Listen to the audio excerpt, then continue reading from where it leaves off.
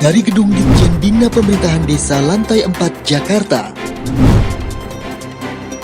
Mari kita saksikan talk show Bina Pemerintahan Desa. Halo pemerhati desa, dimanapun Anda berada, jumpa kembali kita bersama dengan TV Bina Pemerintahan Desa Kementerian Dalam Negeri. Dan talk show kita pada kali ini, kita akan membahas tentang Desa Tangguh COVID-19. Kita tahu bersama bahwa hingga saat ini, masyarakat Indonesia yang terdampak COVID-19 sebanyak 1 juta lebih. Dan ada 32.000 warga Indonesia atau masyarakat Indonesia yang meninggal akibat dari wabah nasional ini atau yang disebut dengan bencana nasional non-alam. Dan kita akan membahas pada hari ini bagaimana dampak dari COVID-19 dengan membentuk Desa Tangguh COVID-19. Di mana kita tahu bersama bahwa 3 dampak terbesar terjadi di masyarakat Indonesia. Di antaranya adalah dampak kesehatan, dampak ekonomi, dan juga dampak sosial masyarakat. Dan bersama saya kali ini sudah hadir Isti Horyana Karim, analis kebijakan ahli muda di Ditjen Bina Pemerintahan Desa Kementerian Dalam Negeri. Halo, selamat pagi Mbak Isti. Apa kabar? Selamat pagi Mas Sehat? Fadil. Selalu sehat dan harus selalu sehat. Dan selalu kita tetap menerapkan protokol kesehatan. 3M dan? 3M dan 3T. 3T, oke 3T tambahannya Kalau tuh? 3M untuk kita pribadi, menjaga jarak, memakai masker, dan tetap mencuci tangan. Ya. Kalau 3T, tracking, testing, dan treatment. Artinya itu setelah kita terdampak. Ya, itu untuk langkah-langkah dari sisi pencegahan sampai bagaimana langkah penyelesaian masalah dari penanganan COVID-19. Oke, yang akan kita bahas ini adalah Desa Tangguh COVID-19. Yes. Jadi lebih ke bagaimana membentuk, menyiapkan masyarakat desa untuk menjadi desa tangguh menghadapi COVID-19. Oke. Seperti itu ya kira-kira yang akan Ya, kita bahas. betul. Oke, pemerhati desa dimanapun Anda berada, selama 1 jam saya akan menemani Mbak Isti untuk membicarakan mengenai Desa Tangguh 19. Tapi sebelum itu kita lihat pengantar berikut ini. Kasus COVID-19 di Indonesia terus mengalami peningkatan. Data terbaru COVID-19 secara kumulatif per 10 Februari menunjukkan sebanyak 1.183.555 orang terkonfirmasi positif COVID-19. 32.167 kasus meninggal dunia dan 982.972 orang dinyatakan sembuh. COVID-19 tidak hanya menyebar di kota, tetapi juga meluas hingga ke desa. Untuk memutus mata rantai penyebaran COVID-19 di desa, perlu diterapkan Desa Tangguh COVID-19 yang sudah tersebar di beberapa daerah. Desa Tangguh COVID-19 berperan menjaga kesehatan masyarakat desa. Dalam pelaksanaan Desa Tangguh COVID-19, pemerintah desa membuat protokol pencegahan dan penanganan COVID-19 serta menggunakan dana desa untuk program padat karya tunai desa dan bantuan warga. Desa Tangguh COVID-19 bisa berperan memberikan edukasi penanganan dan pencegahan COVID-19. Masyarakat desa harus memiliki pengetahuan yang baik untuk melakukan kebiasaan pola hidup bersih dan sehat dengan rajin mencuci tangan menggunakan sabun, menjaga jarak, memakai masker jika keluar rumah, dan sebisa mungkin tidak menerima tamu. Dalam mewujudkan Desa Tangguh COVID-19 yang baik, perlu peran aktif aparatur desa. Bagaimana membentuk Desa Tangguh COVID-19 yang baik? Mari kita saksikan talk show Bina Pemerintahan Desa. Seperti dalam video pengantar tadi, di mana peran aktif dari pemerhati desa dimanapun Anda berada menjadi sangat penting dalam membentuk Desa Tangguh COVID-19. Dan saya masih bersama dengan Isti Horyana Karim. Mbak Isti, Yes. kita sudah lihat bahwa dampak yang sangat luar biasa terjadi di seluruh masyarakat Indonesia, bahkan dunia sebenarnya. Tetapi ada 3 hal yang besar, yaitu ekonomi, kemudian kesehatan, dan juga sosial kemasyarakatan. Kita spesifik ke desa. Kira-kira seperti apa nih Mbak, latar belakangnya? Oke, latar belakang dari dampak yang sudah secara nasional dikategorikan dampak akibat COVID-19 itu dengan 3 kategori tadi. Oke. Ada kesehatan, Ya.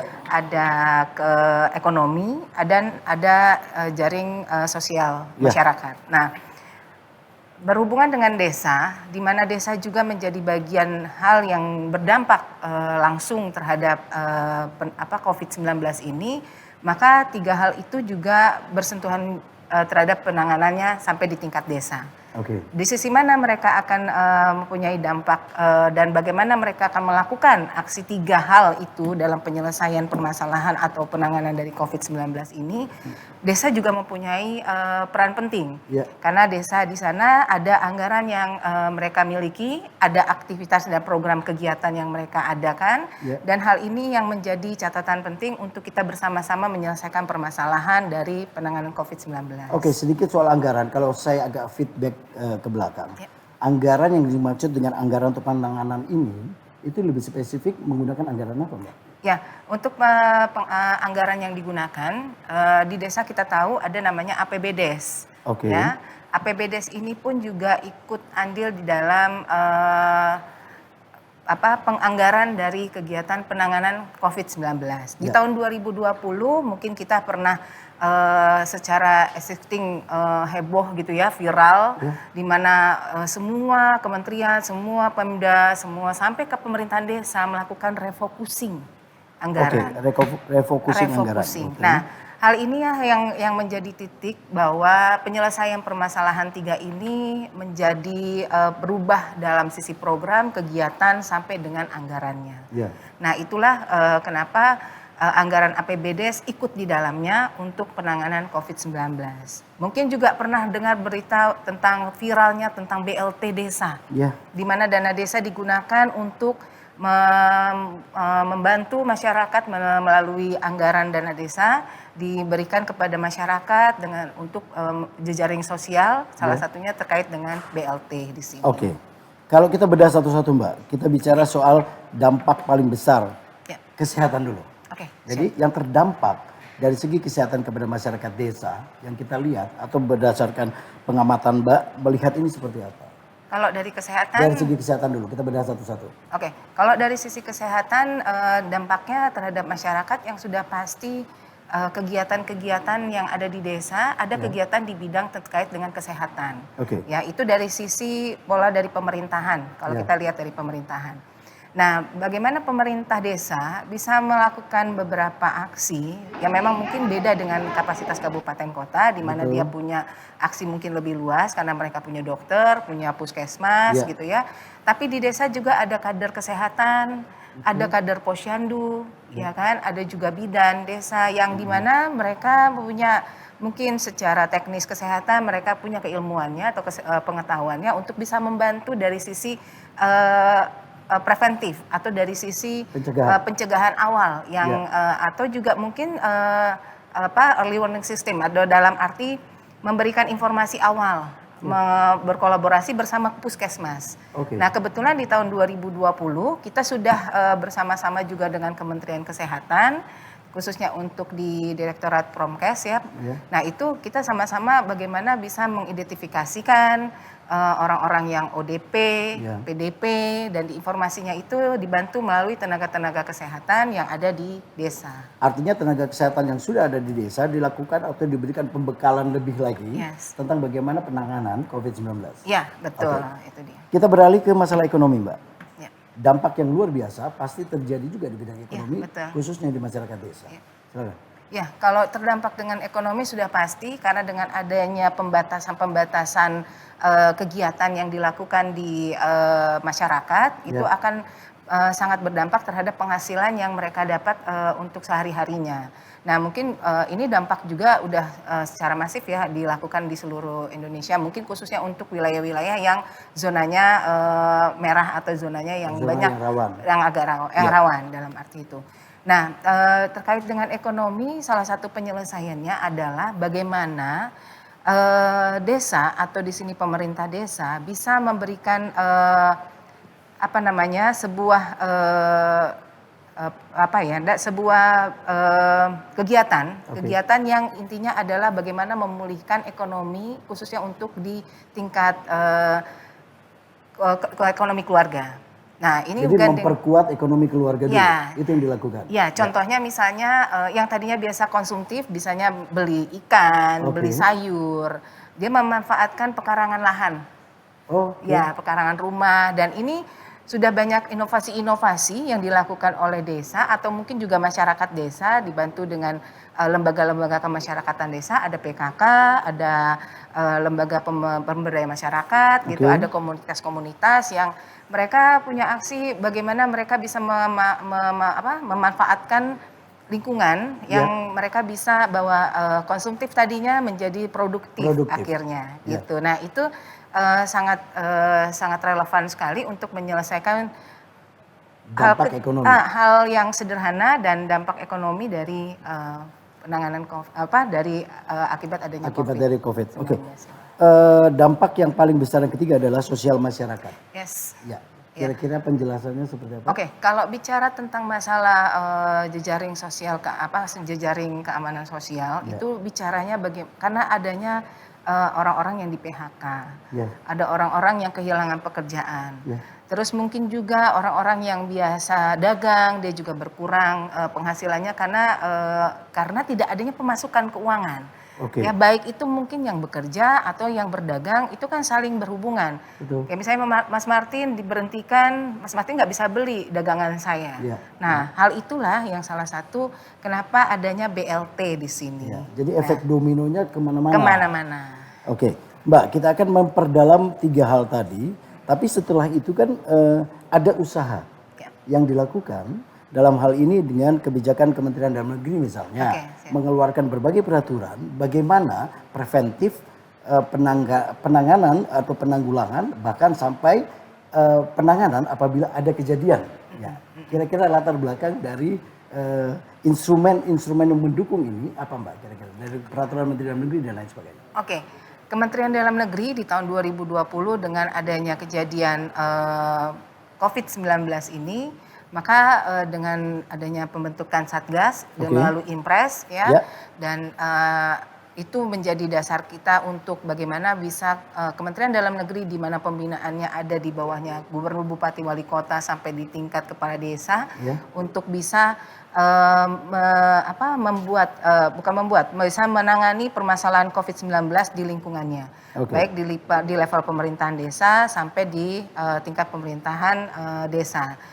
Sudah terbit di tahun 2020 Permendagri nomor 2 tahun 2020 tentang percepatan penanganan COVID-19 di lingkungan pemerintah daerah. Ya, selanjutnya juga ada surat Menteri Dalam Negeri bagaimana pencegahan tentang penyebaran COVID-19 di lingkungan Pemda dan begitu juga bagaimana penanggulangan dampak COVID-19 di desa. Ya, dan terbit juga instruksi Menteri Dalam Negeri nomor 1 dan nomor 3 tahun 2020 tentang bagaimana penanggulangan COVID-19 khusus kalau untuk di desa adanya perubahan dari melalui anggaran pembangunan dan belanja desa atau APB desa. Ya. Oke Mbak, kemudian tindak lanjut dari penanganan terhadap 3 dampak besar yang dirasakan itu ada pembentukan buku misalnya Desa Tangguh COVID-19. Nah ini sebagai pedoman pelaksanaan. Kira-kira apa ini? Ini menjadi juknisnya juga di daerah atau seperti apa? Ya, untuk tindak lanjut dari instruksi Menteri Dalam Negeri khususnya di desa, instruksi Menteri Dalam Negeri nomor 3 tahun 2020, itu kita terbitkan namanya Buku Saku Desa Tangguh Bencana Non-Alam Pandemik COVID-19.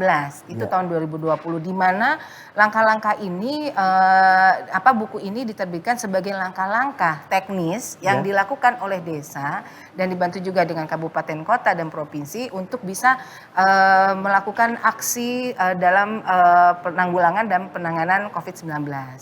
Di dalam buku ini diceritakan bahwa bagaimana di saat tahapan pertama ditentukan bahwa daerah ini harus ditentukan sebagai status tanggap bencana dulu COVID-19 di desa. Penetapan status dulu? Ya, penetapan status. Karena kan di saat waktu pandemik di awal itu tidak semua daerahnya berzona merah. Atau ada juga mungkin masih zona kuning, zona orange, zona hijau. Nah, kapasitas yang dipercepatan di sini adalah bagaimana desa punya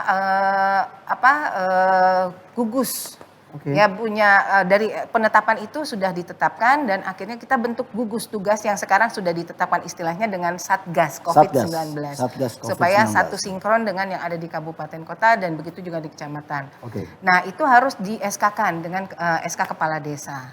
Iya. Nah, dari situlah SK Kepala Desa SK Kepala Desa menjadi kekuatan bahwa desa bisa punya andil di dalam melakukan penanganan dan penanggulangan dari dampak COVID-19. Jadi harus ada dasar hukumnya dulu. Yes, betul. Oke. Itu dia. Selanjutnya dari adanya gugus tugas ini ada tugas-tugas yang sudah ada, gugus tugas atau satgas yang sekarang kita sebut. Ada tugas-tugasnya yang dirincikan di dalam buku saku ini, bagaimana tugas-tugasnya yang kita tahu bahwa mereka hubungannya lebih kepada banyak hal kepada sifat preventif. Ya, jadi misalnya memberikan informasi, mengedukasi, terus memfasilitasi bagaimana mendorong kelompok-kelompok masyarakat untuk bisa melakukan pencegahan seperti itu, terus mendorong partisipasi masyarakat, gitu kan, terus membatasi juga kontak fisik untuk bisa memberikan informasi untuk bagaimana 3M itu bisa dijalankan, terus bekerja sama juga dengan mitra-mitra desa. Di sini ada Babin Kaptipmas, ada Babinsa, ada Puskesmas, ada mitra desa lainnya, mungkin pendamping desa dan lainnya, yang di mana mereka juga sama-sama menjaga dalam kapasitas penanganan COVID-19. Terus selanjutnya penyediaan prasarana kesehatan dalam hal yang kecil, ya, dalam hal yang sederhana seperti tempat cuci tangan, gitu kan.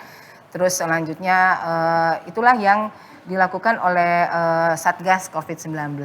Nah, menjadi penting adalah bagaimana tugas Satgas, gugus tugas dan juga keterlibatan kelembagaan desa dalam soal penanganan baik itu preventif maupun setelah kejadian. Itu menjadi juga fokus kita pada di segmen kedua nanti, Pak. Oke, siap. Oke, pemerhati desa dimanapun Anda berada, jangan lupa untuk memberikan komentar Anda di bawah ini. Apa saran, apa komentar Anda, begitupun juga apa pertanyaan Anda. Dan kami akan kembali pemerhati desa setelah layanan berikut ini.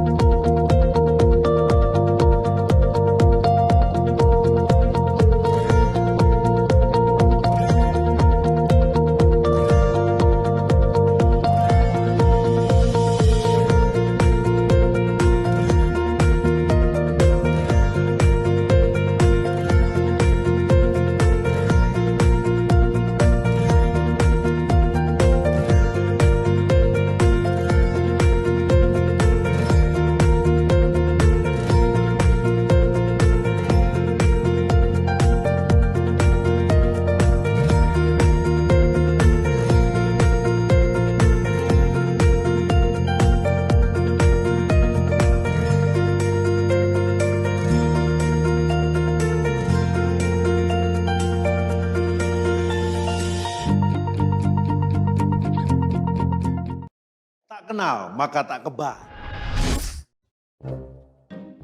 Pagi, Pak. Oh, siapa kamu? Virus, Pak. Bawa apa kamu? Ini Penyakit. Nah, kamu virus, bukan virus. Untung si bos sudah divaksinasi. Jadi saya bisa kenal sama kamu. Bener gak, Bos? Ya, benar. Vaksinasi melatih tubuh untuk kenal, lawan, dan kebal dari penyebab penyakit, seperti virus atau bakteri.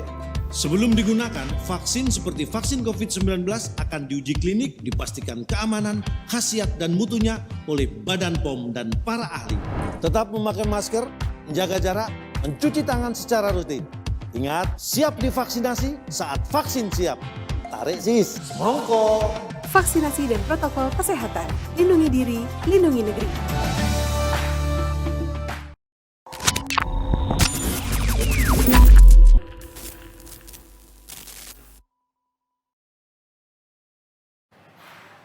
Pemerhati desa dimanapun Anda berada, kami masih membicarakan tentang Desa Tangguh COVID-19 bersama dengan Isti Horiana Karim, analis kebijakan ahli muda Ditjen Bina Pemerintahan Desa Kementerian Dalam Negeri. Mbak Isti, kita sudah bicara tadi soal panjang lebar, bagaimana dampak yang luar biasa. Nah sekarang bagaimana sebenarnya peranan dari pelaksana kegiatan yang ada di desa? Di mana kita mengharapkan bahwa aparat desa semua bekerja dengan maksimal, supporting yang ada di desa, pendukung-pendukung semua sarana dan prasarana yang ada juga dikerahkan untuk menangani COVID-19 ini. Nah, kira-kira penjelasannya seperti apa, Mbak? Bagaimana kita gugus tugas bertugas untuk percepatan penanganan COVID-19 maupun peranan dari lembaga pemerintah. Ya. Ya, sekali lagi saya tekankan istilah-istilah ini kita harus samakan dulu ya. Jadi kalau kita bicara tadi buku saku tangguh COVID-19 itu kan setelah dibentuknya dengan SK Kepala Desa bahwa kita sudah seragamkan berdasarkan keputusan juga dan kita samakan dengan istilah Satgas COVID-19. Jadi kita menggunakan istilah Satgas COVID-19. Jadi ini sebagai media salah satu kita mengklarifikasi Mas Martin. Ya. Nah, tadi juga kembali lagi ke buku saku setelah dibentuknya SK, setelah ditetapkan SK Kepala Desa tadi itu dilakukan juga refocusing dari program kegiatan yang di mana mungkin sebelumnya tentang APB Desa ada namanya bidang 5 yaitu bidang kebencanaan. Nah, inilah yang menjadi hal yang strategis untuk bisa dibuka anggaran dan kegiatan itu untuk melakukan beberapa aksi yang sudah mungkin dirinci melalui Permendagri 20 tahun 2018 di bidang 5 ini salah satunya subbidangnya terkait dengan kebencanaan untuk penanganan COVID-19. Nah, ini di tahun 2020 dilakukan hal seperti itu. Selanjutnya dari refocusing sudah dibentuk Satgas, dilakukan pelaksanaan-pelaksanaan yang setiap tugasnya dan melibatkan beberapa unsur yang ada di desa, baik itu lembaga pemerintahan maupun lembaga kemasyarakatan desa, begitu juga dengan tokoh-tokoh yang ada di desa. Nah, dan terakhir dari buku tangguh ini adanya sistem pelaporan, bagaimana pelaporan itu bisa dilaporkan, bisa diakses juga pelaporannya dan bisa ada tindak lanjut dari laporan tersebut. Nah, terkait tadi yang dipertanyakan sama Mas Martin terkait apa saja lembaga-lembaga kemasyarakatan atau lembaga-lembaga di desa yang ikut terlibat di dalam penanganan COVID-19. Pertama tadi sudah saya sampaikan adanya satuan tugas atau Satgas COVID-19. Ya, dulu kita istilahkan gugus tugas percepatan COVID-19. Nah, beberapa tugasnya itu memang lebih berbicara terhadap preventif, tadi sudah disampaikan ya, di mana preventif ini banyak berbicara penyampaian informasi, terus sosialisasi, edukasi, terus mendorong masyarakat, partisipasinya, terus bekerja sama dengan mitra desa, terus mungkin menyediakan juga sarana prasarana dari kesehatan atau yang ya kalau di sini kita bisa bilang cuci tangan seperti yang paling itu simpel ya, kan itu ya. aja. Jadi juga harus menyiapkan tempat di mana kita mencuci tangan, bagaimana juga kita mengatur organisasi pembunuhan logistik bagi mungkin penderita yang sudah terdampak. Betul, dan juga mungkin bagaimana bisa memobilisasi masyarakat biar memantau dari mana daerah masuk, daerah keluar, karena kan di saat waktu pandemik ini banyak orang mobilisasi ini kan kita batasi terkait dengan mereka bisa masuk keluarnya seperti itu. Nah, ini juga punya peran, mungkin pernah tahu ada di desa pasang disinfektan gitu ya di pintu gerbang masuk desanya gitu ya. Ini banyak sekali yang diaksikan sama desa dan itu sebenarnya sudah hal yang preventif gitu ya mereka lakukan. Nah, selanjutnya memastikan juga bagaimana wilayah itu bisa ditaati untuk dilaksanakan aturan-aturan yang sudah ditetapkan oleh pemerintah terkait penanganan COVID-19. Apabila masyarakat yang sudah terdampak, kan dari segi ekonomi sudah pasti dia tidak bekerja dan lain sebagainya. Bagaimana peranan pemerintah desa untuk membantu mereka, khususnya orang yang kurang mampu, yang lansia gitu kan? Bagaimana penanganan mereka untuk peranan dari aparatur desa dan lain sebagainya. Pada saat mereka misalnya sudah diisolasi, memberi makanan dan lain sebagainya, apakah sampai sejauh itu teknisnya? Ya, itu dia, Mas Martin. Kalau kita bicara di desa sendiri itu kan ada lembaga-lembaga desa, Oke. ya kan di sana. Ada Badan Pemusyawaratan Pemusyawaratan desa, desa.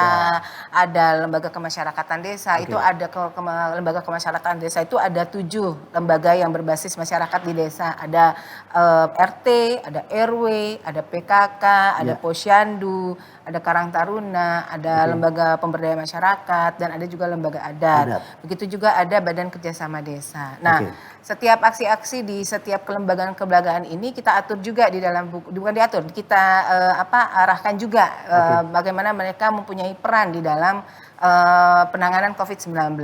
Nah, seperti contoh misalnya Badan Pemusyawaratan Desa, apa yang mereka bisa lakukan di sana? Batasannya dari mana yang mereka bisa lakukan sesuai dengan tugas dan fungsinya mereka di dalam pelaksanaan kelembagaan mereka di desa. Nah, di mana Badan Pemusyawaratan Desa ini punya hal yang penting bahwa salah satu fungsinya BPD ini adalah bermusyawarah. Jadi ada musyawarah desa. Nah, 3 fungsinya mereka itu sebagai salah satu area forum untuk bisa menyepakati apa saja yang mau dilakukan oleh desa. Gitu. Nah, itulah salah satu langkah refocusing, refocusing kegiatan dan anggaran melalui musyawarah desa yang kita waktu itu sudah kita susun adalah namanya musyawarah desa kejadian luar biasa atau musyawarah desa khusus yang sudah dijelaskan di buku. Intinya sama aja, dan di situlah melakukan perubahan kegiatan-kegiatan apa gitu kan, karena kegiatan bidang 5 ini adalah kegiatan yang memang harus punya ketentuan khusus. Ya, mungkin sudah diinformasikan kebutuhan khususnya itu adalah kejadian yang memang tidak bisa dielakkan lagi dan perintahnya bukan perintah dari kewenangannya desa. Yang kedua, memang hanya sekali kejadian itu dan harus segera ditangani, dan inilah menjadi titik bahwa kegiatan apa yang kira-kira mungkin bisa ditunda dulu, dipindahkan ke kegiatan yang perlu dianggarkan di bidang kebencanaan ini. Nah, itulah peran BPD untuk bisa membuat forum musyawarah yang disepakati dalam kapasitas terbatas saat waktu itu, dan memang akhirnya semua pemerhati desa di sini banyak yang melakukan aksi untuk bisa melakukan musyawarah khusus untuk merevisi RPJMDes, LKPDes, sampai mungkin revisi APBDes. Yang diutamakan adalah RKPDes dan APBDes, gitu ya. Nah, Badan Pemusyawaratan Desa ini juga bisa memberikan saran masukan. Kira-kira apa saja yang memang dibutuhkan, gitu kan. Nah, tadi mungkin Mas Martin tanyakan gitu, apakah sampai menangani permasalahan lansia, gitu kan. Bagaimana lansia itu ditangani kalau memang dia butuh perhatian dari masyarakat yang kurang mampu, masyarakat kurang mampu, betul. Nah, kalau kita bicara dampak dari COVID-19 ini salah satunya adalah ekonomi. Betul. Nah, ekonomi ini kita yang terpenting adalah benar-benar yang memang benar-benar susah. Dalam arti itu bagaimana dia sudah tidak bisa lagi melakukan aktivitasnya, tapi dia butuh pendapatan yang mereka untuk sehari-hari. Nah, inilah yang menjadi titik untuk penanganan jaringan keamanan sosial. Nah, ya mungkin yang kalau lagi yang waktu tahun 2020 BLT inilah yang jadi solusinya. Dan itu akhirnya ditarik dengan kebijakan pemerintah pusat melalui dana desa untuk bisa dianggarkan BLT tersebut. Monitoringnya seperti apa, Mbak? Monitoring untuk kegiatan. Untuk kegiatannya, kemudian akibat dari refocusing anggaran dan lain sebagainya. Oke, kalau untuk monitoringnya, monitoring kegiatan ini yang pasti pemerintah desa ada yang menjadi pembinanya di tingkat kabupaten kota. Di sini pembinaan yang dilakukan itu di tingkat kabupaten kota, yang terdekat adalah di kecamatan. Jadi kecamatan inilah dan Dinas Pemberdayaan Masyarakat Desa bersama untuk bisa membantu desa bagaimana mengawal terkait apa saja yang bisa diatur untuk bisa ditangani memang menjadi domainnya di tingkat desa. Nah, karena kita nggak bisa bilang bahwa tingkat pusat harus melakukan aksi A, B, C, D, E, tapi di desa dengan sumber daya yang ada, sumber daya dengan yang segala keterbatasan dan keterbatasannya, sebagainya. kita kan tetap harus kembalikan lagi ke kearifan lokalnya, kewenangan yang memang dimiliki oleh desa, dan kembali lagi kepada pembinaan dari pemerintah kabupaten kotanya. Oke, Seperti tadi ada beberapa lembaga, Pak, yang berperan, lembaga pemerintah maupun lembaga kemasyarakatannya. Ya. Misalnya kalau kita bicara mulai dari RT RW, kemudian PKK, ada Posyandu di situ, ada Karang Taruna di situ. Kalau kita bedah masing-masing nih, Mbak, kira-kira apa yang menjadi peranan mereka? Oke, iya. Kalau kita melihat tadi ada 3 peranan kelembagaan yang bisa kita libatkan dalam bagaimana menanggulangi dan menangani permasalahan COVID-19 ini. Ya. Tadi saya udah bilang katakan di BPD ya. Yang kedua ada lembaga kemasyarakatan Betul. desa dan lembaga kerjasama Ya. desa. Nah, bicara kelembagaan kemasyarakatan desa, di situ ada 6 lembaga kemasyarakatan desa plus 1 lembaga adat desa. Ya. Nah, kalau kita bicara kelembaga kemasyarakatan desa ada RT, RW, PKK, Betul. gitu ya. Ada Karang Taruna, ada Posyandu. Nah, setiap kapasitas di setiap lembaga-lembaga itu kita memang kasih panduan-panduannya juga di buku tangguh ini. Seperti misalnya RT atau RW. Bagaimana RT RW bisa membantu kapasitasnya mereka untuk yang menjadi tugas fungsinya dia. Jadi tidak merubah apapun yang dikerjakan sama mereka Misalnya sehari-hari. tamu wajib lapor, Ya, gitu ya. seperti itu. Yang terpenting ada tambahannya, wajib lapornya itu bukan cuma orang yang datang, orang yang pulang, tapi orang yang datang tapi dengan kategori teridentifikasi. Iya. Nah, itulah yang kita libatkan ke mereka, membantu kepala desa untuk memantau bagaimana perkembangan dan identifikasi dari data penduduk tentang kategori ODP, PDP. Nah, ini warga yang masuk, warga yang keluar, tapi ada identifikasinya bahwa dia ada catatan dari daerah zona mana. Nah, zona mana? Kalau misalnya kayak kemarin kan viral tuh, orang pada liburan Lebaran pulang kampung semua. Pulang kampung semua. Ya kan inilah Pada yang macamnya jadi memang kota besar menjadi zona merah misalnya. Ya, padahal kan sebenarnya mungkin kalau mau dibilang kan Jabodetabek aja gitu ya. Tiba-tiba orang bahkan waktu itu ada yang akhirnya diisolasi dulu di kantor desa, di mana gitu ya. Betul. Nah, itulah yang itu peranan RT RW dulu yang dimulai dari bawah. Iya, karena RT RW yang langsung bersentuhan sama mereka. Kan kepala desa kan nggak bisa langsung identifikasi itu. Karena RT RW namanya juga melapor 1 kali 24 jam. Ya, kalau dia tiba-tiba catatannya saya habis pulang kerja dari Jakarta. Otomatis catatan zona merah yang dipakai dan diidentifikasikan. Nah, dia nggak sendiri kerjanya juga, gitu kan. Nah, kalau untuk mengidentifikasi peran di sini RT RW tetap menggandeng kepada puskesmas, yang mungkin lebih dekatnya kepada posyandu lebih dahulu. Mungkin posyandu karena di sini ada kader kesehatan, ada kader posyandu gitu ya yang paham tentang kesehatan. Nah dari situlah pola itu kita coba buat gitu di dalam buku panduan buku saku ini gitu ya sebagai acuan mereka secara umumnya gitu. Nanti tinggal mereka melakukan sesuaikan dengan kearifan lokal yang ada di desa seperti itu. Nah, selain Posyandu, Karang Taruna juga berperan di situ. Iya. Dan RT RW yang selain mengidentifikasi ODP, PDP yang terkait dengan kesehatan, mereka juga mengidentifikasi terkait dengan keluarga miskin.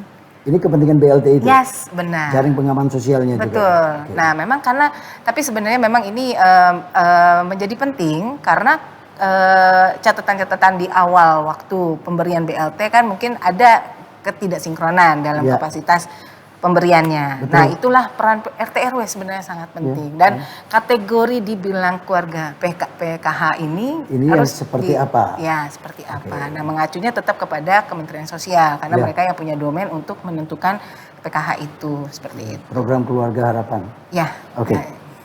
Kemudian peranan-peranan yang lain, Mbak. Ada PKK di situ juga, kemudian ada Karang Taruna juga yang harus berperan, kader kesehatan juga harus berperan, dan juga warga desa.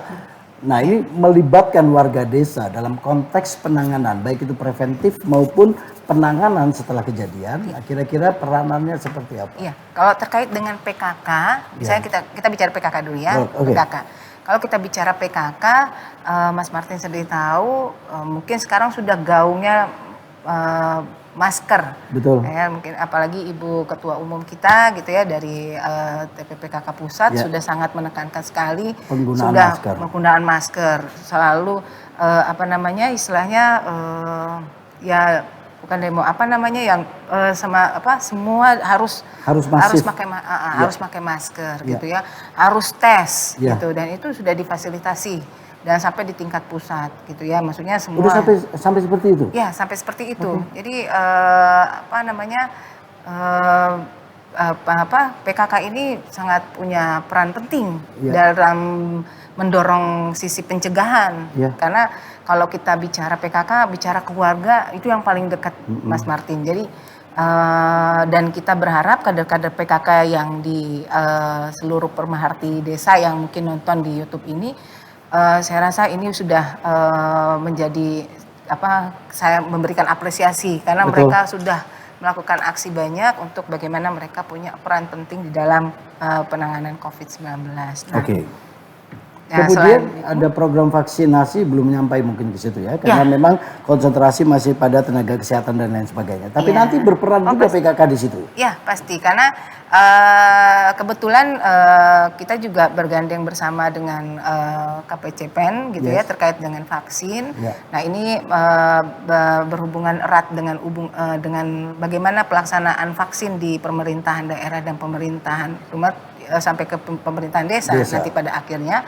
Nah itu juga, tapi ini kan masih dalam by proses. Betul. Ya, karena kalau untuk vaksin ini bertahap dari yang prioritas dan super prioritas dulu sampai ke nanti yang mungkin mana yang lebih punya dampak langsung kepada penanganan COVID-19. Nah ini yang udah pasti nanti akan berhubungan, makanya kami dari mungkin dari PKK sendiri ini ya punya peran memberikan sosialisasi melalui slogan-slogan kita yang siap vaksin gitu, seperti itu. Ya, jadi ini salah satu langkah-langkah sosial lah dengan demo-demo atau dengan slogan-slogan yang kita berikan kepada masyarakat. Peranan warga desa juga tidak kalah penting harusnya. Pasti. Bagaimana membangkitkan warga desa yang ada di situ untuk sama-sama kita menjaga ini. Betul. Ya. Iya. Oke. Gitu. Jadi kalau misalnya kita bicara tadi kan lembaga kemasyarakatan itu sampai di tingkat PKK. Bagaimana juga dengan Posyandu? Betul. Posyandu. Nah, di tahun 2020 menjadi tantangan saat waktu kita melakukan pembatasan. Tapi kan pelayanan kesehatan untuk bayi, balita, dan anak-anak itu untuk ibu hamil kan tetap berjalan, dan mereka adalah ranah yang punya kapasitas resiko yang cukup rentan kepada pada virus ini juga gitu ya. Nah, ini akhirnya kita atur juga, bukan diatur, kita buat langkah-langkah teknisnya lah melalui buku ini supaya mereka bisa tahu apa yang mereka bisa lakukan. Tapi ini juga tergantung dari zona ya, Mas Martin, karena sangat penting sekali kita memperhatikan zona dari setiap wilayah. Yang saat ini penentuan zona itu ada di tingkat kabupaten kota. Ya gitu. Oke Mbak, tidak kalah penting adalah peranan tokoh masyarakat, tokoh agama, dan juga bagaimana sistem keamanan perlindungan masyarakat terhadap penanganan COVID-19. Segmen berikutnya akan kita bahas. Oke, baik pemerhati desa dimanapun Anda berada, Anda masih bersama kami tetap di talk show Bina Pemerintahan Desa, dan kali ini kita membahas soal bagaimana pembentukan desa tangguh COVID-19. Kami akan kembali setelah layanan berikut.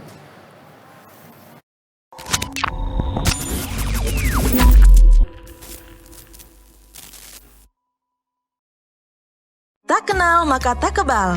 Vaksinasi, cara aman melatih tubuh untuk kenal, lawan, dan kebal dari penyebab penyakit seperti virus atau bakteri. Ada berbagai jenis vaksin, dan proses pengembangan vaksin diawasi dengan ketat melalui tahapan uji praklinis dan klinis secara lengkap, sehingga vaksin yang dihasilkan aman dan efektif. Setelah vaksin masuk ke dalam tubuh dapat membentuk sel memori untuk mengenali virus dan menghasilkan antibodi untuk melawan virus. Selain itu, tubuh dapat mengingat dan melawan jika terpapar virus yang sama. Vaksinasi tak hanya lindungi diri sendiri, tapi juga bisa cegah penyebaran dan penularan virus jika mayoritas masyarakat sudah divaksinasi.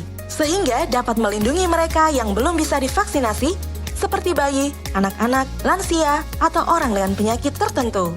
Pandemi bisa berakhir jika rantai penularan bisa diputus dengan melakukan vaksinasi dan protokol kesehatan. Vaksinasi, lindungi diri, lindungi negeri.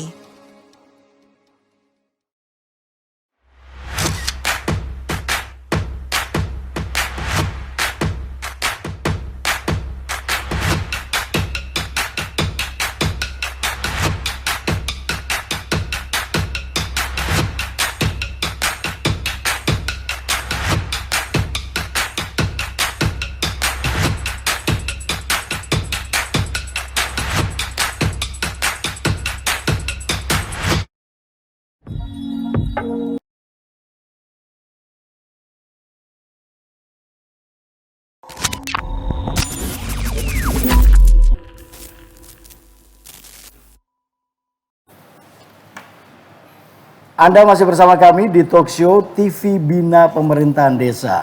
Kami meminta saran Anda, kami meminta komentar Anda atau pertanyaan yang bisa Anda sampaikan di link komentar di bawah sini. Dan kita masih akan tetap membahas bagaimana desa tangguh COVID-19. Tidak hanya peranan lembaga pemerintahan, tidak hanya masyarakat yang berperan di situ, tetapi tokoh-tokoh masyarakat, tokoh agama, tokoh adat juga memegang peranan penting bagaimana dalam penanganan maupun penanggulangan akibat dari COVID-19. Dan kita lanjutkan pembicaraan masih dengan Isti Khoriana Karim, analis kebijakan ahli muda di Jen Bina Pemerintahan Desa, Kementerian Dalam Negeri. Oke, Mbak Isti. Yes. Kita tadi banyak membicarakan peranan lembaga dan lain sebagainya, termasuk PKK, Karang Taruna dan lain sebagainya. Tetapi kebiasaan masyarakat desa juga mendengar apa yang dikatakan oleh tokoh, ya, tokoh agamakah itu, tokoh masyarakatkah itu, tokoh adatkah itu. Nah, bagaimana peranan mereka ini? Sangat besar berperan, dan sangat sangat berperan. berperan. Oke. Menurut saya, bukan menurut saya, tapi sangat berperan. Ya.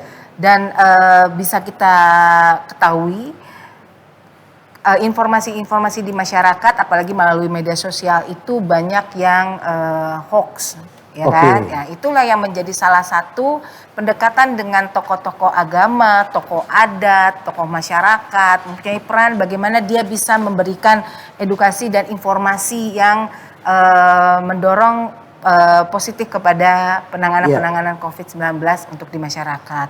Ya misalnya contoh kita pernah dapat isu gitu kan terkait bahwa COVID ini adalah intrik pemerintah, ya seperti itulah. Ini kita bukan dievaluasi juga kan mengalami ya kan. Nggak mungkin juga kan sampai Presiden Amerika kena kan, itu tandanya virus itu ada gitu ya. Nah, jadi melalui peran mereka, karena mereka dekat dengan masyarakat, terutama mereka itu bisa memberikan ceramah, mereka bisa memberikan khotbah, mereka mungkin bisa memberikan ajaran-ajaran melalui agama, melalui adat gitu ya, dan yang mereka bisa mendekatkan bagaimana menyampaikan informasi melalui kearifan lokal yang ada, melalui istilah-istilah adat yang ada atau melalui istilah agama yang ada. Itu menjadi hal yang sangat penting buat kita untuk bisa lebih mempercepat informasi dan edukasi terkait dengan penanganan COVID ini kepada masyarakat. Gitu. Apakah misalnya kalau di kota besar ada pembatasan soal penggunaan tempat ibadah? Apakah itu peranan mereka juga penting? Sangat. Karena gini, di saat waktu pas COVID-19 ini dilakukan adanya pembatasan besar-besaran gitu ya, terutama untuk wilayah-wilayah yang mungkin sangat kuat dalam keagamaannya dan adanya dibatasi, tidak boleh beribadah ke masjid, ke gereja, ke pura, ke wihara gitu ya, ke kelenteng gitu. Dan itu kan bukan hal yang gampang kita memberi edukasi. Seperti kita misalnya kayak saya seorang muslim, sholatnya biasanya harus rapatkan saf gitu ya. tiba-tiba harus berjarak, gitu kan. gitu. Karena kalau dulu orang tua saya suka bilang kalau berjarak itu ada setan di tengah-tengahnya gitu. Nah, ini karena hal yang luar biasa COVID membuat kita memang harus menjaga jarak. Iya, makanya dulu kan harus silaturahmi itu mendekatkan gitu ya, tapi ini kita harus berjauhan. Jadi silaturahminya melalui media sosial atau melalui teknologi yang handphone gitu ya. Nah, seperti itu kan perlu ada edukasi khusus. Nggak bisa sembarangan juga kita memberikan bahwa harus jaga jarak. Kenapa? Kalau kan orang yang belum tentu tahu bagaimana dampak COVID ini kena ke mereka. Mungkin kalau belum kena kan masih berpikir bahwa COVID ini ya ada nggak diada ya, karena nggak kelihatan gitu ya. Mungkin kalau kelihatan lain ceritanya. Nah, hal inilah yang sangat mempunyai peran dari tokoh-tokoh agama, adat dan masyarakat seperti ini. Gitu untuk bisa memberikan masukan-masukan ke mereka dan pengertian kepada mereka bahwa inilah yang mereka harus lakukan untuk bisa menangani dan memutus rantai dari COVID-19. Tapi tetap memang ada sistem koordinasi yang dibentuk di situ ya pasti ya Mbak ya. Baik dengan aparat desa, dengan FKUB misalnya, Forum Kerukunan Umat Beragama dan lain sebagainya. Kemudian tidak kalah penting adalah bagaimana sistem keamanan dan perlindungan masyarakat, misalnya melakukan siskamling atau jadwal-jadwal seperti itu. Ini kan hal yang penting-penting juga nih, supaya kita bisa memantau siapa yang keluar, siapa yang masuk ke wilayah kita dan lain sebagainya, Mbak. Itu dia terkait dengan pengamanan kewilayahan gitu ya, kita juga memandu bagaimana sistem pengamanan dan perlindungan masyarakat di sini dalam penanganan COVID-19. Nah, kepala desa itu mempunyai langkah untuk membuat jadwal siskamling gitu kan, karena memang siskamling ini masuk menjadi rutinitas kegiatan yang ada di desa gitu ya, dan mungkin lebih memperbanyak jadwalnya melibatkan unsur-unsur yang ada di desa, unsur-unsur keamanan, yaitu Satlinmas desanya, Karang Taruna, terus relawan, masyarakat yang terpilih gitu ya, untuk bisa membantu dalam pengamanan dan penanganan COVID-19. Selanjutnya juga memberikan informasi bagaimana perkembangan dari alur mobilisasi masyarakat, orang masuk, orang keluar, orang tinggal, orang yang menetap, orang yang keluar, yang akan meninggalkan daerahnya, dan itu sangat punya peran penting dari sisi keamanan dan perlindungan masyarakat. Nah, seperti itu. Nah, kerjasamanya nggak mungkin sendiri, Mas Martin. Nah, itu yang saya bilang tadi, memang harus ada komunikasi, sistem dan jaringan kerjasamanya. Yes, betul. Karena kalau kita mau nanganin sendiri, nggak mungkin desa nanganin sendiri dengan Satlinmasnya yang ada atau dengan unsur keamanan lokalnya yang ada. Jadi perlu adanya koordinasi dan kerjasama dengan Babin Kamtipmas, dengan Babinsa, gitu, dengan Satpol PP, gitu ya, dan dengan desa lainnya. Dengan desa lainnya. Jadi ini juga sangat penting karena bisa jadi mobilisasinya antar desa, gitu kan? Ya kita nggak tahu, mungkin zona sana kena merah, di sini kenanya kuning gitu. Sementara ada kekerabatan. Ada kekerabatan seperti itu. Jadi kan kita nggak bisa juga bilang bahwa daerah itu sama semua merah gitu ya, karena kan ada klasifikasi ketentuan zona itu sendiri yang sudah ditetapkan oleh WHO dan juga dijadikan panduan untuk Satgas COVID-19 di tingkat nasional. Nah, dari sisi keamanan itulah makanya kepala desa mempunyai peran di dalam penanganan sistem keamanan dan pengamanan dari perlindungan masyarakat di penanganan COVID-19 ini. Ya. Nah, langkah berikutnya adalah bagaimana pelaporan pelaksanaan penanganan COVID. Kemudian menjadi penting adalah bagaimana mengimplementasikan instruksi Menteri Dalam Negeri nomor 3 tahun 2021. Nah, itu kita akan bicara nanti. Baiklah pemerhati desa dimanapun Anda berada, kami akan kembali dengan pelaporan pelaksanaan penanganan COVID-19 di desa dan juga Inmendagri nomor 3 tahun 2021. Dan jangan lupa juga Anda kami minta untuk memberikan saran, memberikan komentar atau pertanyaan yang bisa Anda lontarkan di bawah ini.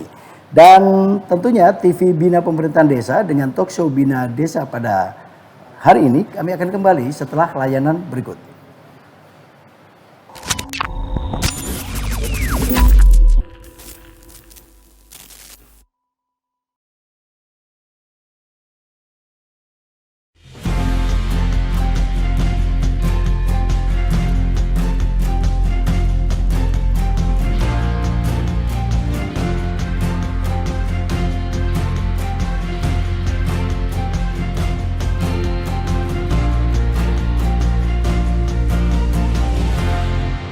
Ibu-ibu, bapak-bapak, dan semua orang tua yang telah memiliki anak, terutama usia balita, bagaimana? Masih rutin cek buku kesehatan anak atau buku KIA-nya? Itu loh, buku yang ada jadwal imunisasi anaknya. Masih sesuai jadwal kan? Atau jangan-jangan masih ada yang khawatir nih mau bawa anaknya ke rumah sakit atau puskesmas? Wajar kok, tapi ingat, imunisasi itu penting banget karena imunisasi itu bisa mencegah terjadinya wabah. Nah, untuk informasi, imunisasi yang ada di Indonesia yang tersedia itu mulai dari imunisasi dasar lengkap dan imunisasi tambahan, di mana semuanya ini penting. Kalau sampai terlewat, waktu pemberian imunisasi ya bisa-bisa mundur deh. Nah, meskipun kita masih di masa pandemi, puskesmas dan rumah sakit semua sudah bisa dan sudah wajib melayani si kecil untuk mendapatkan imunisasi. Biasanya, fasilitas kesehatan yang ada juga memisahkan antara layanan imunisasi dengan layanan untuk anak yang sakit. Ingat, tetap jalani protokol kesehatan yang tepat, mulai dari menggunakan masker untuk pendampingnya juga dan anaknya yang di atas 2 tahun. Kemudian, jaga jarak antrean dan sering-sering mencuci tangan. Nah, satu lagi nih yang wajib diperhatikan, bahwa orang tua dan pengasuh semua juga harus dalam kondisi yang sehat ya, dan jangan terlalu ramai. Yang antar cukup 1 orang saja deh agar menghindari kerumunan. Untuk memaksimalkan efek imunisasi pada anak, usahakan untuk selalu memenuhi kebutuhan gizinya, ya baik melalui pemberian air susu ibu atau ASI dan makanan pendamping yang sehat. Nah, pada beberapa jenis vaksin, apabila setelah diimunisasi, si kecil bisa jadi agak rewel karena demam atau ada nyeri atau bengkak pada area bekas suntikan. Untuk mengatasinya, mudah saja siapkan obat penurun panas dan mengurangi nyeri. Biasanya reaksi tersebut akan hilang dalam 1-2 hari. Bila anak mengalami kejadian tadi, Bapak Ibu bisa memberinya kompres hangat juga. Dan obat penurun panas tadi diberikan setiap 4-8 jam sekali. Cukup pakaikan anak ke baju yang tipis, ya nggak perlu diselimuti. Kalau kondisinya tidak segera membaik, bawalah anak untuk periksa kembali ke dokter. Sekali lagi, asal kita disiplin menerapkan protokol kesehatan, aman kok imunisasi anak. Jadi, jangan tunda imunisasi meski saat pandemi. Salam sehat dari saya.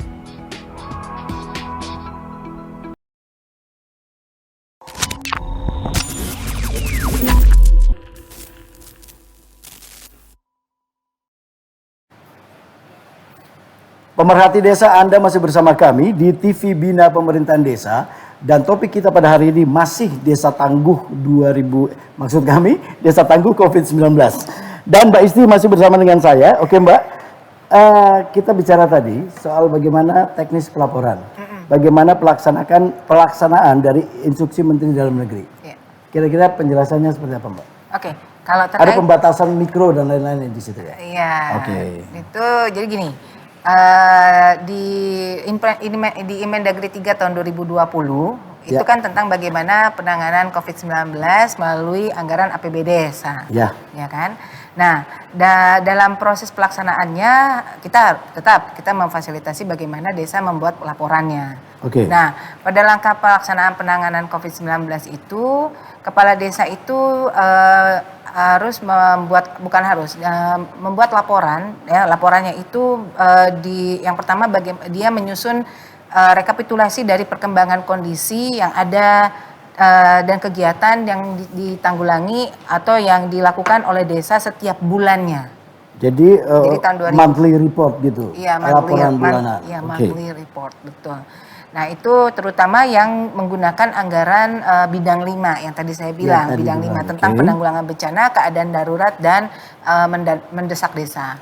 Terus selanjutnya laporan ini juga secara berkala setiap bulannya dilaporkan kepada Bupati Wali Kota melalui camat yang diketahui dengan BPD dan disertai dengan rencana anggaran biayanya pasti.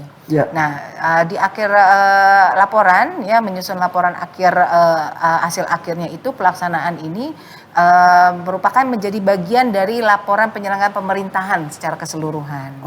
Jadi karena kan memang menggunakan APB desa dan jadi inilah menjadi satu report bersama dengan laporan penyelenggaraan pemerintahan desa.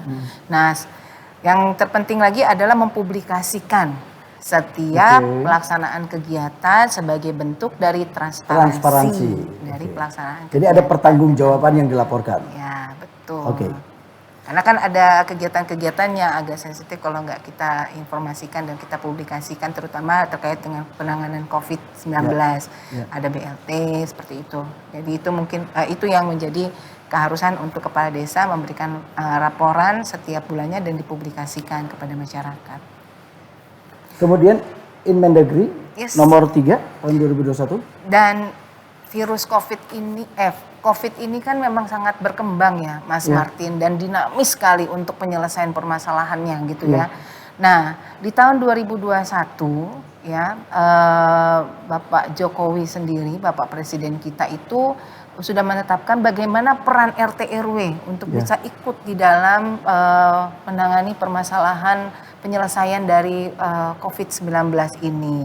Nah, instruksi ini dari statement yang diucapkan oleh Bapak Presiden, Pak Menteri sendiri melakukan beberapa instruksi menteri ya, 1, 2, dan 3. Yang mungkin 1 waktu itu pembatasan pembatasan untuk 6 provinsi yang sudah ditetapkan ya, dan dilanjutkan dengan Inmendagri kedua, dan Inmendagri ketiga ini menjadi keterlibatan desa dan kelurahan. Artinya lebih spesifik. Lebih spesifik lagi. Makanya ada namanya PPKM berbasis mikro.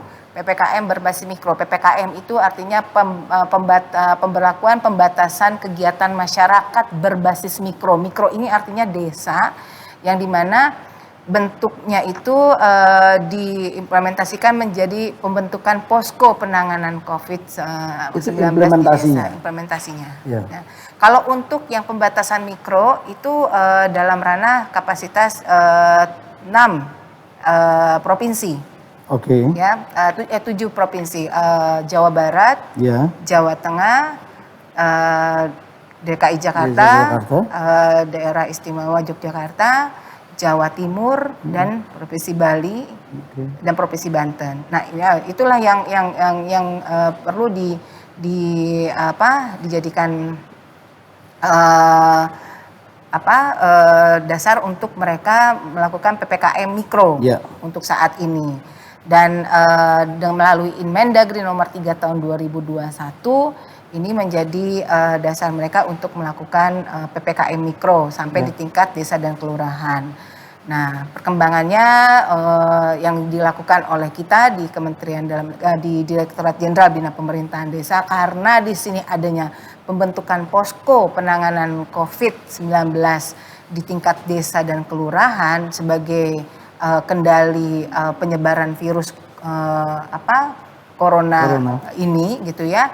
Maka ditetapkan adanya aturan-aturan yang sudah dirinci umum di dalam Inmendagri ini, terutama terkait dengan zonasi kewilayahan.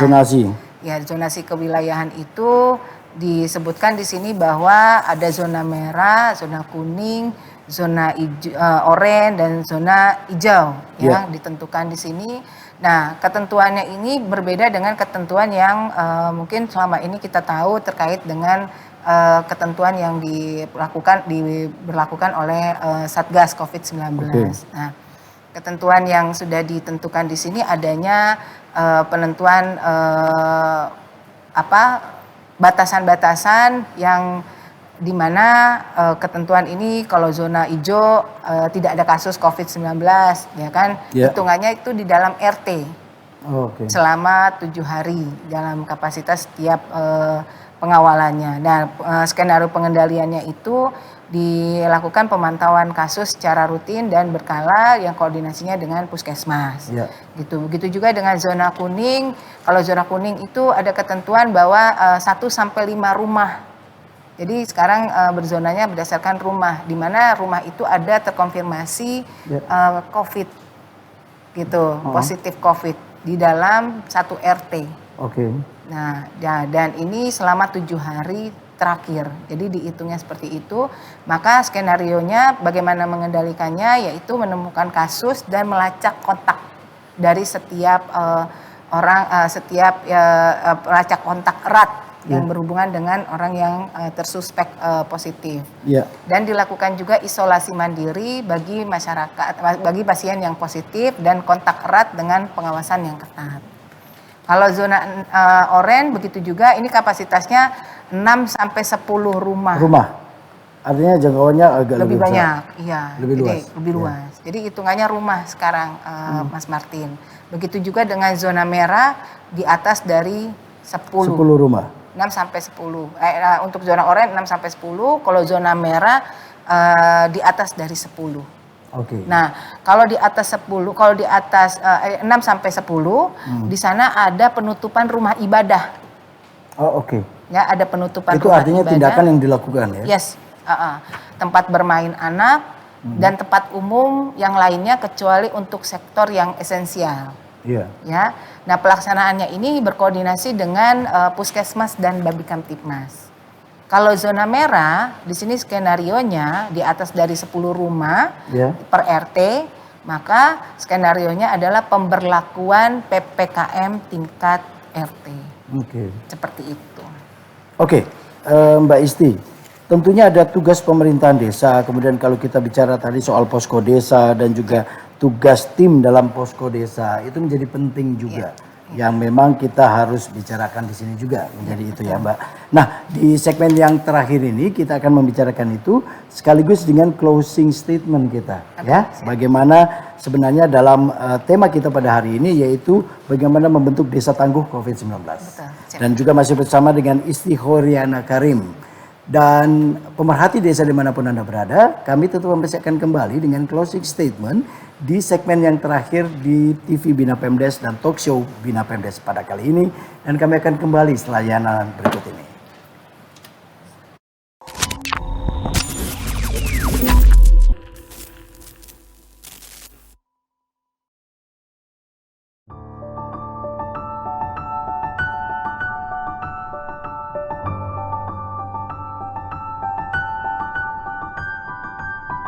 Vaksinasi adalah momen yang sangat penting. Ini merupakan salah satu upaya kita untuk mengakhiri pandemi COVID-19 ini. Dengan divaksin, kita tidak hanya melindungi diri kita sendiri, tapi juga keluarga tercinta kita, serta masyarakat yang ada di sekitar kita.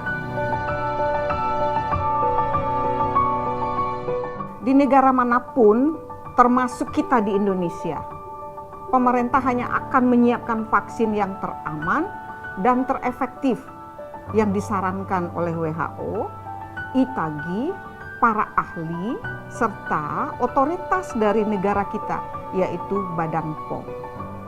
Tentunya, vaksin ini dipastikan aman karena sudah melalui beberapa tahapan uji klinis.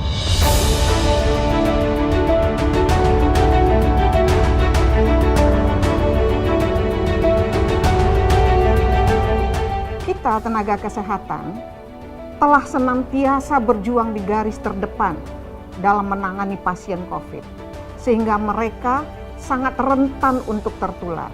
Oleh karena itu, mereka harus menjadi prioritas untuk diberikan vaksin. Kami berharap tenaga kesehatan ini bisa merasa aman karena vaksinasi ini dapat meningkatkan kekebalan tubuh mereka.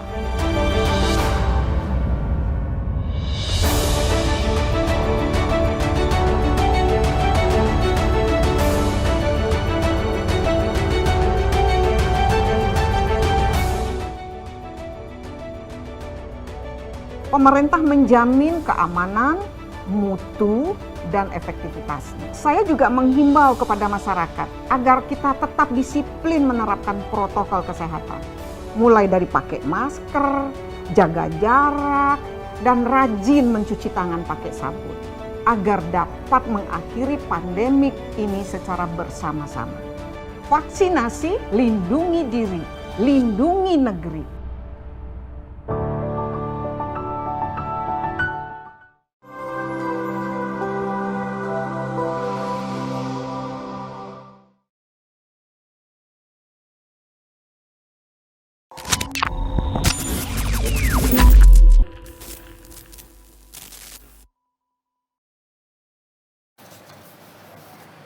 Anda masih bersama kami di TV Bina Pemerintahan Desa Kementerian Dalam Negeri dan topik kita pada hari ini masih Desa Tangguh COVID-19. Ini adalah segmen yang terakhir di mana banyak sekali yang akan kita bicarakan setelah tadi kita bicara soal bagaimana kriteria dari zonasi pengendalian wilayah hingga tingkat ke RT, yaitu tentang bagaimana PPKM Mikro sesuai dengan instruksi Menteri Dalam Negeri nomor 3 tahun 2021. Ada beberapa hal juga yang memang menjadi tugas penting bagaimana pemerintah desa, bagaimana posko desa, bagaimana tugas tim posko desa. Nah, ini akan kita bicarakan di segmen yang terakhir masih dengan Mbak Isti. Siap. Oke, Mbak, kita tadi sudah bicara soal bagaimana kriteria zonasi. Sedikit kita singgung soal PPKM Mikro. Nah, ini peranan bagaimana tugas pemerintah desa, posko desa, dan juga tugas tim posko desa dalam penanggulangan COVID-19 ini. Oke, di dalam Inmendagri 3 tahun 2021 Ya. diatur bagaimana PPKM berbasis mikro dan pembentukan posko ya di tingkat desa dan kelurahan. Nah, terkait dengan pembentukan posko di sini ada ketentuan yang diberlakukan juga di dalam Inmendagri, di mana ada tiga hal yang perlu dilakukan di dalam pelaksanaan PPKM Mikro dan pembentukan posko di sini. Yang pertama adalah terkait dengan pencegahan, penanganan, pembinaan, dan pendukung. Inilah yang peran-peran di dalam tim ini untuk dilaksanakan di desa. Nah, yang jadi pertanyaan adalah tentang posko desanya sendiri. Apakah posko desa itu, ya kan? Nah, posko desa ini adalah menjadi satu bagian menjadi satu kesatuan di dalam pelaksanaan tugas dari Satgas COVID-19 yang sudah ada atau dengan sebutan lainnya. Karena kalau di desa itu ada yang kita sebut Satgas, ada sebut relawan atau ya, dengan sebutan lainnya seperti itu. Itu sama saja karena unsur-unsurnya sama semua. Tapi kita klasifikasikan lagi terutama dalam PPKM ini, dalam pelaksanaan PPKM berbasis mikro ini. Nah, 4 tim ini kita klasifikasikan berdasarkan kelembagaan yang ada di desa dan peran-perannya apa yang mereka lakukan. Nah, di dalam posko desa ini di mana disebutkan ketua untuk ketua dari posko ini kepala desa dan wakilnya adalah BPD. Mereka punya ada 4 tim di dalamnya, di mana setiap tim itu ada tim pencegahan, peran-peran di dalamnya ada lembaga-lembaga, ada rukun warga, rukun tetangga, ada Satlinmas, ada PKK, ada Karang Taruna, ada tokoh agama dan tokoh adat. Begitu juga dengan tim penanganan. Di sana juga ada dokter, ada bidan desa, ada perawat, ada kader kesehatan, ada kader posyandu, tenaga kesehatan dan lainnya. Tim pembinaan di sana ada Satlinmas Desa, ada Karang Taruna, ada tokoh masyarakat, ada tokoh agama dan tokoh adat. Begitu juga dengan tim pendukung, ada perangkat desa dengan koordinatornya di sekretaris desa. Nah, ini sudah kita sampaikan kepada tim Satgas bahwa pelaksanaan ini yang menjadi catatan penting bahwa tindak lanjut dari Inmendagri nomor 3 tahun 2021 untuk dilaksanakan di wilayah khususnya untuk 6 provinsi yang ada desanya ya sampai dengan tingkat kabupaten kota untuk mendorong pembentukan dari posko-posko ini untuk dilaksanakan di wilayah-wilayah PPKM yang berbasis mikro seperti itu. Tapi mungkin juga ini akan menjadi dasar pelaksanaan berikutnya karena kan untuk Inmendagri 3 tahun 2021 ini batasannya ada masa berlaku ya. Disesuaikan dengan sesuai yang ada di dalam Inmendagri. Berlakunya sama 2 minggu ini gitu ya. Nah, dan ini sebenarnya kita juga sudah melakukan beberapa hal yang mungkin nanti disampaikan berikutnya kan kita akan bisa bercerita apa saja yang perlu disiapkan posko, apa saja yang dilakukan oleh posko, bagaimana kerjanya seperti itu. Nah, mungkin itu nanti langkah-langkah yang sedang kita sudah siapkan dan kita nanti akan segera informasikan kepada pemerintah provinsi, kabupaten, kota, mungkin juga bisa sampai ke desa untuk bisa dapat apa yang mereka akan lakukan. Nah, sementara informasi terkininya terkait dengan terbitnya Imendagri sudah banyak terbit instruksi gubernur dan surat edaran oleh gubernur dan juga sudah ditindaklanjuti juga oleh di tingkat kabupaten kota melalui surat edaran bupati, wali kota yang kita sedang inventarisasi dan ini menjadi hal yang kita bisa lihat kita bisa data sebagai masukan dan akan kita tindaklanjuti juga dari apa yang sudah mereka keluarkan dan kita akan tetap kita akan pantau perkembangan ini. Oke, kita sudah bicara banyak tentang bagaimana desa tangguh COVID-19 mulai dengan preventif kemudian sampai pada penanganan kasus bahkan sampai pada tahap pelaporan dan lain sebagainya. Closing statementnya gimana nih Mbak Isti? Oke, pemerhati desa di seluruh Indonesia kita tahu bahwa virus COVID ini memang ada dan nyata di lingkungan kita masing-masing. Nah, yang terpenting adalah bagaimana kita bisa memaksimalkan atau mengoptimalkan apa yang sudah kita lakukan di tahun 2020 sampai kita lanjutkan karena kita belum tahu sampai kapan virus ini ada dan yang terpenting adalah kita tetap menjaga beberapa hal yang menjadi kegiatan-kegiatan yang memang inilah kegiatan-kegiatan yang harus tetap ada sebagai langkah preventif kita dan sebagai langkah penanganan yang bisa kita lakukan bersama sampai di tingkat desa. Mungkin itu yang kita bisa bersama-sama di sini dan kita juga dari Kementerian Dalam Negeri khususnya di Bina Pemdes akan terus mengawal pemerhati desa, terutama bagaimana program-program kegiatan yang kiranya karena virus ini sangat dinamis perkembangannya dan kita juga akan tetap bergandeng tangan untuk menyelesaikan permasalahan ini bersama-sama. Mungkin itu. Dan yang pasti bahwa penerapan 3M, 3T itu harus dilaksanakan. Oh, itu harus. Dan itu mulai dari lingkungan terkecil, dari keluarga kita. Betul, iya. Dan itulah yang harus kita terus gaungkan. Kita harus terus ciptakan bagaimana protokol kesehatan yang perlu kita lakukan dan saya rasa dengan dengan pengalaman-pengalaman di 2020 kita akan terus mungkin kita lakukan di 2021 dan kita tahu mungkin perkembangan ini kita berharap juga mungkin vaksin ya kita juga kita akan tinggal tunggu sampai bagaimana pemerintah akan melakukan melakukan kegiatannya atau melakukan aksinya untuk sampai bisa melindungi masyarakat Indonesia agar kita aman, tenang, nyaman dan selalu sehat. Tetap sehat itu terpenting. Terima kasih Mbak Isti Horyana Karim, analis kebijakan ahli muda di Bina Pemerintahan Desa Kementerian Luar Negeri. Kita sudah sama-sama bicara bagaimana desa tangguh COVID-19. Terima kasih Mbak, nanti saya undang kembali untuk membicarakan hal yang lebih dalam lagi. Kita semua berharap bahwa pembicaraan berikutnya adalah bukan soal COVID. Biarlah COVID itu segera berakhir.